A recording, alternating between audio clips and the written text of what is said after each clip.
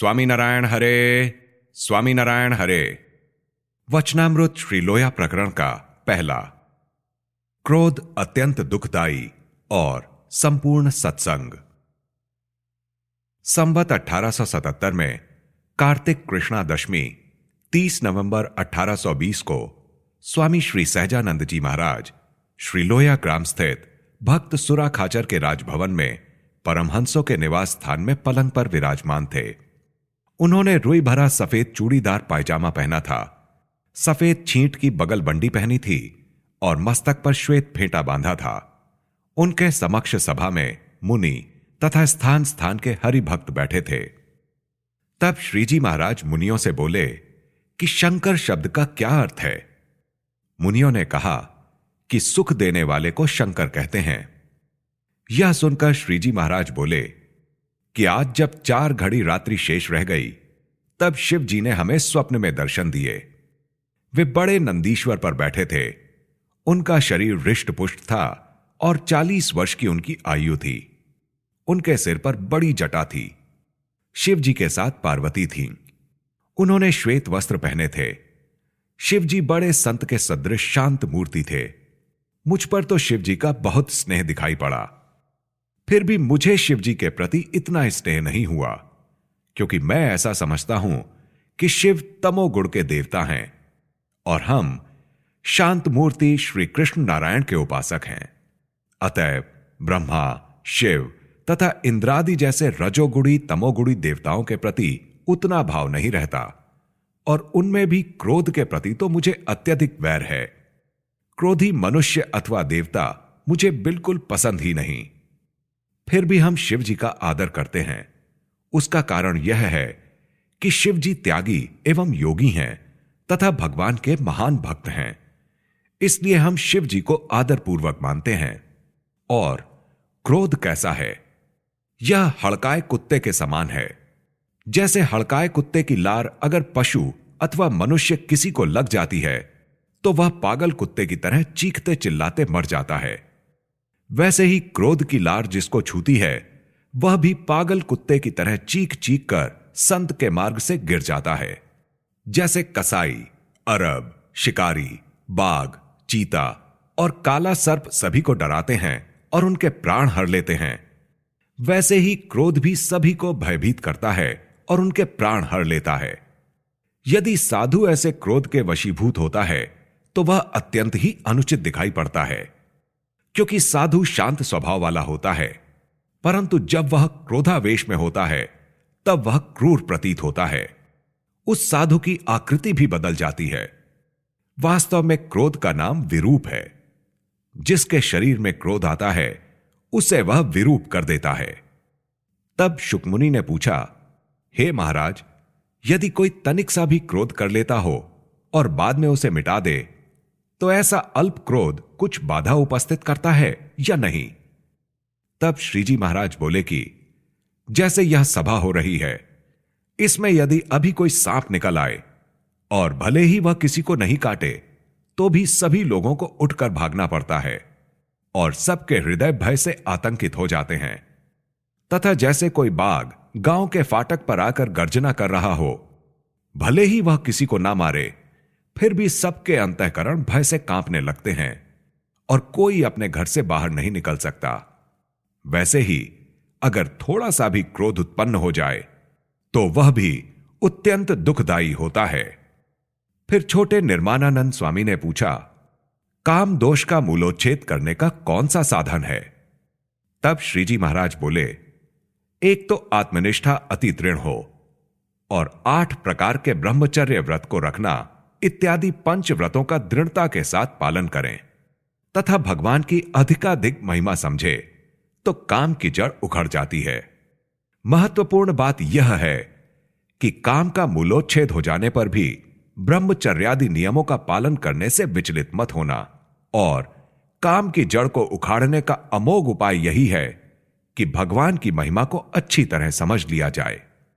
फिर भजनानंद स्वामी ने प्रश्न पूछा कि हे महाराज, कनिष्ठ, मध्यम तथा उत्तम, इन 3 प्रकार के वैराग्य का कैसा स्वरूप है?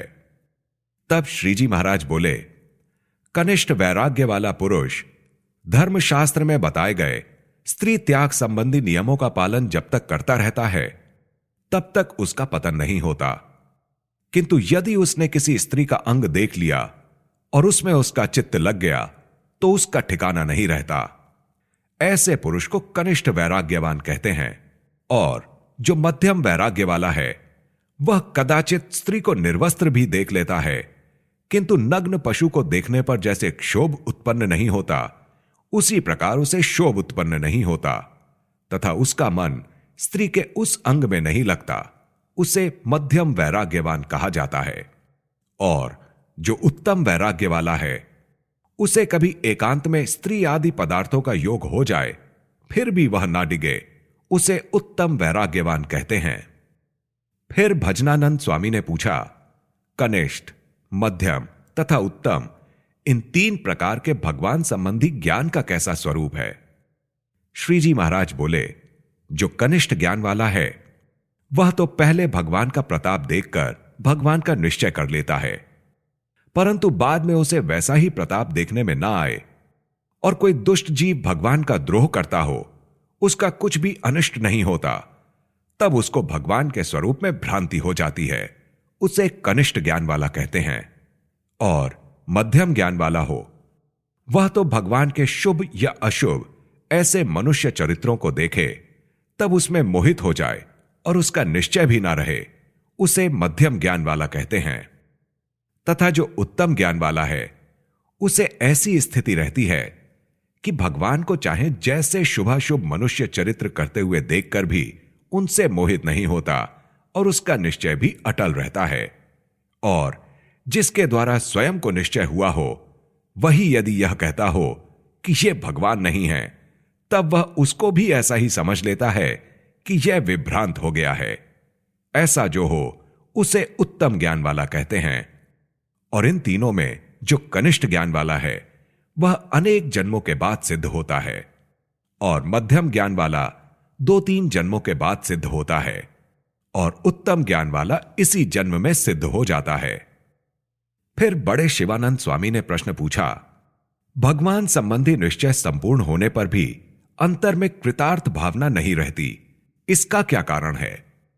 तब श्रीजी महाराज बोले कि काम, क्रोध, लोभ, स्वाद, स्नेह तथा मान आदि शत्रुओं द्वारा जिसका अंतःकरण दग्ध हो गया हो उसे निश्चय होने पर भी मैं कृतार्थ हुआ हूं, इस प्रकार स्वयं को कृतार्थ नहीं मानता।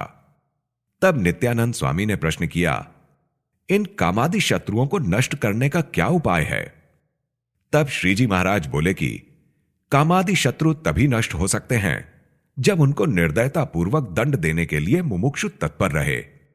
जैसे पापी को मारने के लिए धर्मराजा रात दिन दंड लेकर तैयार रहते हैं, वैसे ही इंद्रियां कुमार्गगामी हो तब इंद्रियों को दंड दें, तथा अंतःकरण यदि कुमार्ग पर चले तो उसे दंडित करें।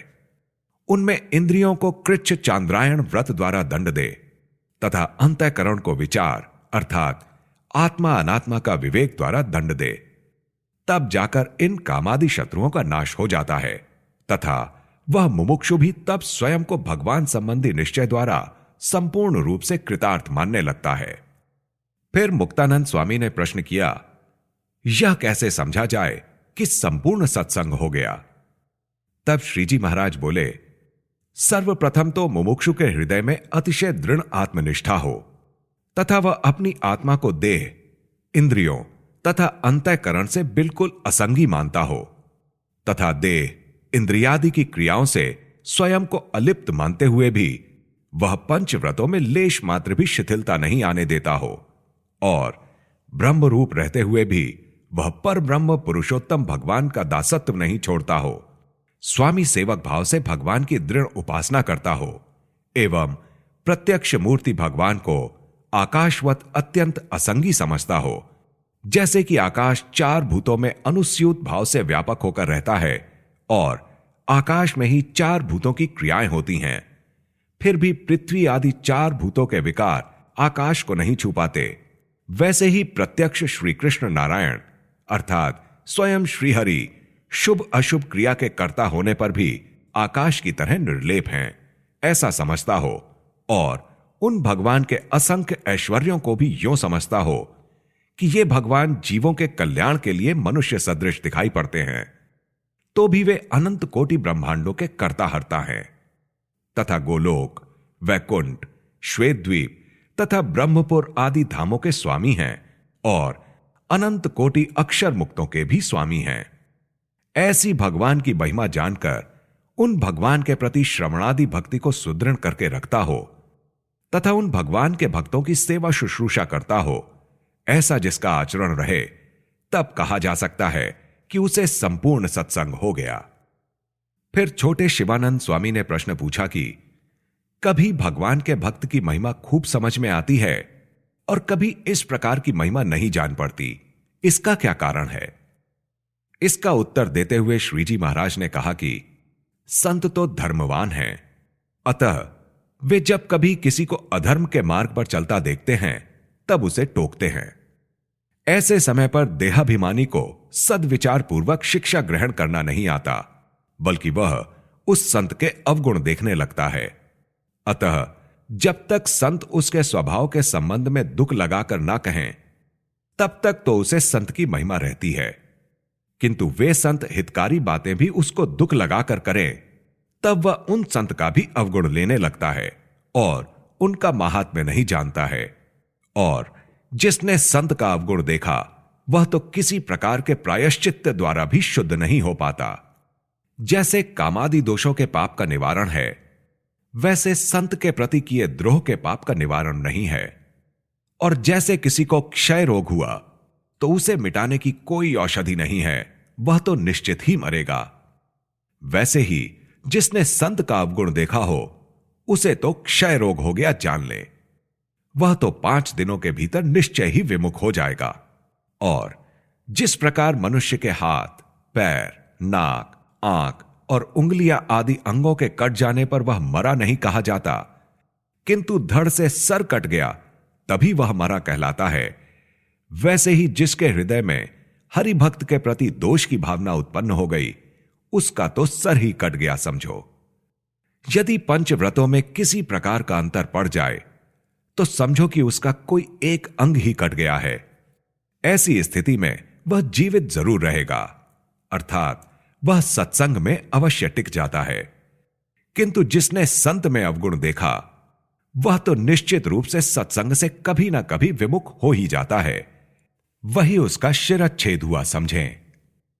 फिर भगवदानंद स्वामी ने प्रश्न पूछा कि भगवत भक्त का जिसे अवगुण दिखता हो, ऐसी मलिन दृष्टि मिटाने का कोई उपाय है या नहीं? तब श्रीजी महाराज बोले कि उपाय तो है, किंतु वह अत्यंत कठिन है। अत्यंत श्रद्धावान पुरुष ही यह उपाय कर सकता है। जब कभी संत के प्रति अवगुण देख लिया, तब वह ऐसा विचार करे कि मैंने घोर पाप किया है कि ब्रह्म स्वरूप ऐसा जो भगवत भक्त है, उसका मैंने अवगुण देखा। फिर ऐसे विचारों से अपने हृदय में अत्यधिक अंतर्दाह होने लगे। फिर जब वह भोजन लेने बैठे, तब उस अंतर्दाह के कारण उसे भोजन के स्वाद कुस्वाद की कोई खबर ना रहे तथा रात में नींद भी ना आए। और जब तक उसके हृदय से संत के प्रति अवगुण भावना ना मिटे, तब तक वह उसी प्रकार छटपटाता रहे जिस तरह पानी के बिना मछली तड़फड़ाती है। और जब उन संत का अतिशय गुण अपने हृदय में भर जाए और वह संत कैसे भी दुखी हो गए हों, उसे अत्यंत दीन भाव से प्रसन्न करें, इस प्रकार का विचार जिसके हृदय में रहता हो, तो उसे संत संबंधी अवगुण दृष्टि मिट जाती है तथा वह सत्संग से भी विमुख नहीं होता। इसके सिवा दोष दृष्टि मिटाने का अन्य कोई भी उपाय नहीं है, एकमात्र यही उपाय है। इति वचनामृतम। इस प्रकार से श्री लोया प्रकरण का पहला वचनामृत पूर्ण हुआ।